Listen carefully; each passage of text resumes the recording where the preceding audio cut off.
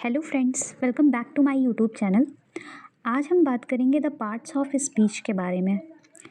Several words together make a sentence. According to their use in a sentence, words are divided into different groups. These groups are called part of speech. यानी कि कई शब्दों से मिलकर एक वाक्य बनता है। वाक्य में प्रयुक्त शब्दों को उनके प्रयोग के अनुसार कई भागों में विभाजित किया जा सकता है। ये भाग जो होते हैं उन्हें हम पार्ट्स ऑफ स्पीच कहते हैं। ये कई प्रकार के होते हैं, जैसे कि noun, pronoun, verb, adjective, adverb, preposition, conjunction, interjection, articles. Okay, सबसे पहले हम बात करेंगे नाउन की। A noun is a word use as the name of a person, place, thing, quality, work or state is called noun. यानी कि किसी वस्तु, स्थान, व्यक्ति, गुण, कार्य या अवस्था को प्रकट करने वाले शब्दों को हम संज्ञा या फिर नाउन कहते हैं। Example: life, book, chair, village, India, Ram, Sita, wisdom, honesty, choice, work, sleep, etcetera. Kinds of noun. There are different kinds of nouns like common noun, proper noun, collective noun, material noun and abstract noun. Okay.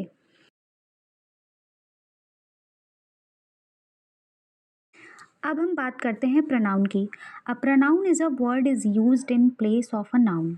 यानी कि noun के बदले में जो use होते हैं words, उन्हें हम प्रोनाउन कहते हैं, यानी कि सर्वनाम कहते हैं। Example: we, you, he, she, they, it. Okay, अब देखते हैं kinds of pronouns. Number 1, personal pronoun. Number 2, interrogative pronoun. Number 3, relative pronoun. Number 4, demonstrative pronoun. Number 5, distributive pronoun. Number 6, indefinite pronoun. Number 7, reflexive pronoun. Number 8, emphatic pronoun. Number 9, reciprocal pronoun. Number 10, exclamatory pronoun. Okay. अब हम एक एक करके kinds of pronounce की चर्चा करेंगे। सबसे पहले हम पर्सनल प्रोनाउन की बात करते हैं। अ personal pronoun shows the person और थिंग स्पोकन ऑफ। यानी कि इस सर्वनाम से व्यक्ति या पुरुष को बोध होता है। Example: I am a boy, you are a teacher, they came. In the above sentences the use of I, you, they is like a personal pronoun. ठीक है, यानी कि उपरोक्त वाक्यों में आई, यू, दे का जो प्रयोग है वो पर्सनल प्रोनाउन की तरह है। मतलब ये किसी पर्सनल के बारे में बात कर रहा है। Personal pronoun are 3 kinds. Okay, number 1, first person. Pronoun used for the person who is speaking are called first person pronoun. Example: I, we. यानी कि जो फर्स्ट पर्सन है, यानी कि उसे हिंदी में उत्तम पुरुष कहते हैं, वो बातचीत करने वाले के लिए प्रयुक्त होता है। Second person. Pronoun used for the person who is being spoken to are called second person pronouns. Examples: you. यानी कि सेकेंड पर्सन को हम हिंदी में मध्यम पुरुष कहेंगे, जो बातचीत सुनने वालों के लिए प्रयुक्त है। ठीक है। Third person. Pronoun used for an other person or thing about whom something is said are called third person pronouns. Example: he, she, it, they. यानी कि जो थर्ड पर्सन है उसे हिंदी में अन्य पुरुष कहते हैं। उस व्यक्ति या वस्तु के लिए प्रयुक्त है जिसके विषय में बातचीत की जा रही है, जैसे ही, शी, इट, दे। ठीक है।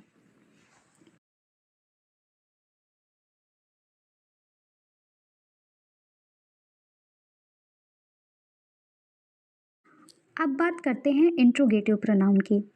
N interrogative pronoun is used to ask questions. यानी कि प्रश्नवाचक सर्वनाम वह सर्वनाम है जिसका प्रयोग प्रश्न पूछने के लिए होता है। Example: what is this, who came here, whom did you meet on the way, here are some books, which is yours। ठीक है, मतलब यहाँ पे क्वेश्चंस पूछे जा रहे हैं तो उन्हें हम इंट्रोगेटिव प्रोनाउन कहेंगे। In these sentences, what, who, whom, which are used as interrogative pronouns to ask question. यानी कि इस वाक्यों में जो ये वाक्य हैं इनमें वॉट, हु, होम, विच का प्रयोग प्रश्नवाचक सर्वनाम की तरह है क्योंकि इन शब्दों का प्रयोग प्रश्न पूछने के लिए हो रहा है। ठीक है, अब बात करते हैं रिलेटिव प्रोनाउन की। A relative pronoun is used to join two sentences and relate them to a noun और pronoun that comes before it. यानी कि यह वह सर्वनाम है जिसका प्रयोग किसी संज्ञा के साथ संबंध प्रकट करने के लिए होता है। Common relative pronouns are like who, whose, whom, which, that. Okay, example देख लेते हैं। This is the boy who help me yesterday. यानी कि यह वही लड़का है जिसने कल मेरी सहायता की थी। Number 2, I have lost the book which you gave me. Number 3, where is the pen that I gave you. Number 4, I know the man whom you met yesterday। यहाँ पे समझना ये ज़रूरी है कि जो उपरोक्त वाक्य हैं उसमें हु का जो संबंध है वो बॉय के साथ है, ठीक है, और विच का जो संबंध है वो बुक के साथ है, और दैट का संबंध पेन के साथ है, और होम का संबंध मैन के साथ है। ठीक है,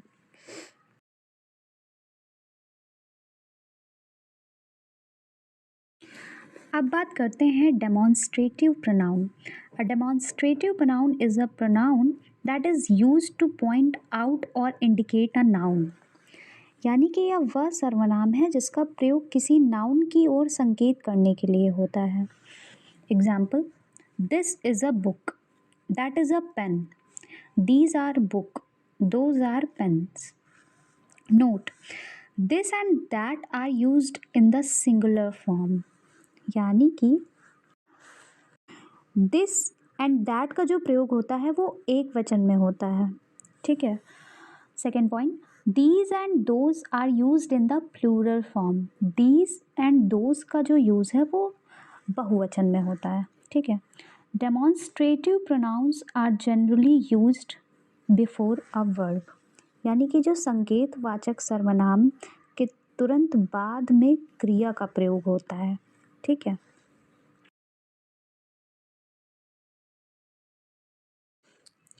अब बात करते हैं डिस्ट्रीब्यूटिव प्रोनाउन की। A distributive pronoun is a pronoun that refers to one person और thing at a time out of many persons और things. It is always used in the singular and the verb that follows is also singular।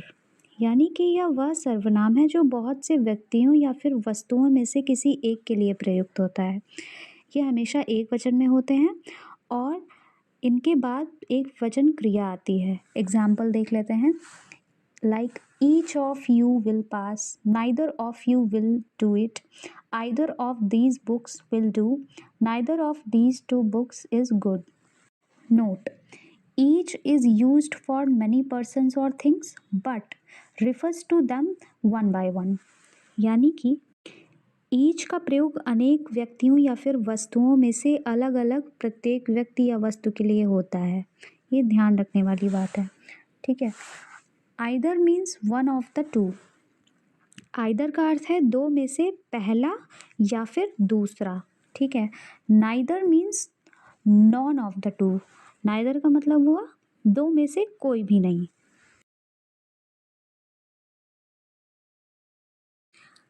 अब बात करते हैं indefinite pronoun की। An indefinite pronoun is a pronoun that does not refer to any particular person और thing. यानी कि यह वह सर्वनाम है जिससे कोई निश्चित व्यक्ति या वस्तु प्रकट ना हो। Example, number 1, something that Hari is a good boy. Number 2, some have done it। Number 3, many died in the storm। Number 4, none helped him। Number 5, nobody came to see him। Number 6, a few players are present in the field। Explanation, words like some, many, none, any, nobody, all are used an indefinite pronoun when they do not refer to a specific person और thing.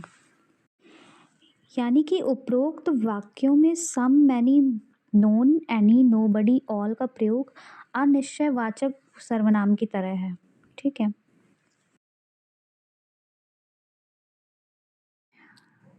अब बात करते हैं reflexive pronoun की। A reflexive pronoun is a pronoun whose effect falls on the subject itself and not on anyone else. यानी कि यह वह सर्वनाम है जिससे प्रकट होता है कि कार्य का जो प्रभाव है वो कर्ता पर ही पड़ता है, ना कि किसी और पर। Example, the man hurt himself, यानी कि उस आदमी ने अपने आप को ही चोट पहुंचाई। ठीक है। Number 2, the children hid themselves, यानी कि बच्चों ने अपने आप को छिपा लिया। ओके। अब बात करते हैं एम्फैटिक प्रोनाउन की। An emphatic pronoun is use to lay stress or emphasis on the noun और pronoun. It comes just after the noun और प्रोनाउन इट एम्फेसाइजेस। यानी कि एम्फैटिक प्रोनाउन का प्रयोग कर्ता के कार्य पर बल देने के लिए किया जाता है। इसका प्रयोग कर्ता के तुरंत बाद होता है। ठीक है। An emphatic pronoun is in the same case as the noun or pronoun and is used in apposition। यानी कि emphatic pronoun का प्रयोग noun या pronoun के केस इन apposition के रूप में होता है। ठीक है। Example, I myself can do it, you yourself will see it। यानी कि I myself can do it, मैं स्वयं यह कार्य कर सकता हूँ, और you yourself will see it का मतलब है तुम स्वयं इस बात को देख लोगे। ठीक है। In emphatic sentences myself, yourself etcetera are used as emphatic pronouns. यहाँ पे माई सेल्फ और योर सेल्फ वर्ड का यूज होता है। ठीक है।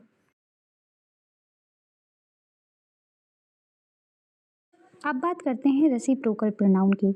अ reciprocal pronoun is one that shows a mutual relationship between two और more persons indicating that they act towards each other. यानी कि यह वह सर्वनाम है जो दो सर्वनामों से मिलकर बनता है और दोनों का आपस में संबंध या फिर रिलेशन प्रेजेंट करता है, प्रकट करता है। ठीक है।